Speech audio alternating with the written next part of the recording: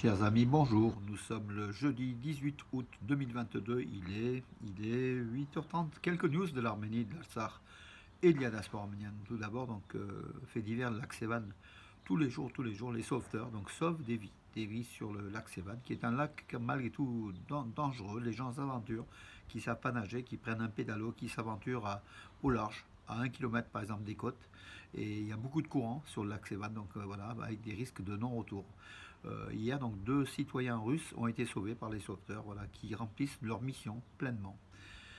L'Arménie, l'explosion de Sourmalou. Donc, on est aujourd'hui toujours à 16 morts, un disparu au lieu de deux, probablement un disparu qui serait sous les décombres. Donc aujourd'hui, les sauveteurs vont rechercher de près. Donc aujourd'hui, on est à 16 disparus. Et puis l'Arménie, tous les drapeaux sont en berne. Donc hier et aujourd'hui, deuil national arménien. Également le Parlement de Strasbourg, donc le Parlement européen du Conseil de l'Europe de Strasbourg, face au bâtiment, les drapeaux, donc une cinquantaine de drapeaux membres du Conseil de l'Europe, dont celui de l'Arménie qui est abaissé, donc en signe de deuil tout simplement, et de respect de la mémoire de nos disparus.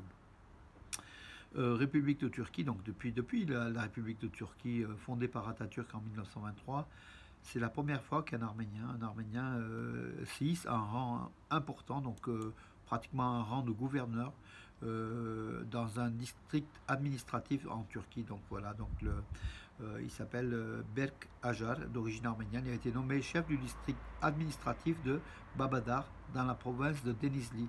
Denizli, je crois que c'est la côte, hein, donc qui borde la mer, tout simplement.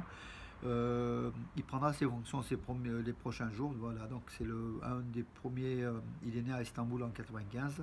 Il a étudié au lycée privé arménien de Sakian Nounian et au lycée Louis. Donc voilà, donc c'est un Arménien.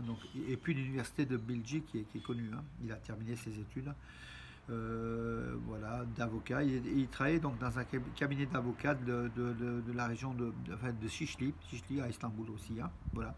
Donc un Arménien qui accède à de hautes fonctions en Turquie. Tout simplement, sachant que dans l'Empire ottoman, il y avait des Arméniens ministres, hein, dont des ministres des Affaires étrangères hein, aussi. Hein, voilà, ça reprend, voilà, tout simplement. C'est une bonne chose, ça montre la force de la communauté arménienne en Turquie. Le niveau des Arméniens pour justement leur rapport aussi à la société turque, hein, ottomane et turque aujourd'hui, qu'il faut pas nier parce que c'est quand même important, très important. Donc je passe au sport parce qu'il y a très très peu de nouvelles mes amis aujourd'hui.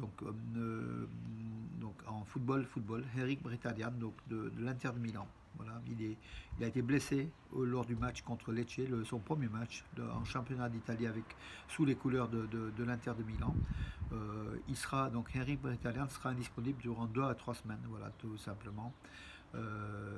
Ça commence par une blessure, dommage, puisque c'est vrai qu'on aurait voulu voir aussi sa valeur, hein, qu'on ne doute pas, mais apporter sa force à l'Inter de Milan. En tout cas, les dirigeants pensent que début septembre, Eric Mkhitaryan devrait jouer contre l'AC Milan, le concurrent hein, le plus direct, donc l'AC Milan, son rival, hein, tout simplement. Voilà, pour le derby.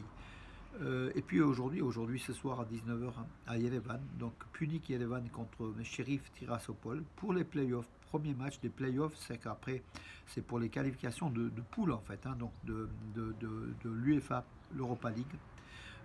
Voilà, donc Tiraspol qui est une équipe moldave qui est très très forte. Voilà, on espère par contre que le championnat d'Arménie puisse triompher, gagner.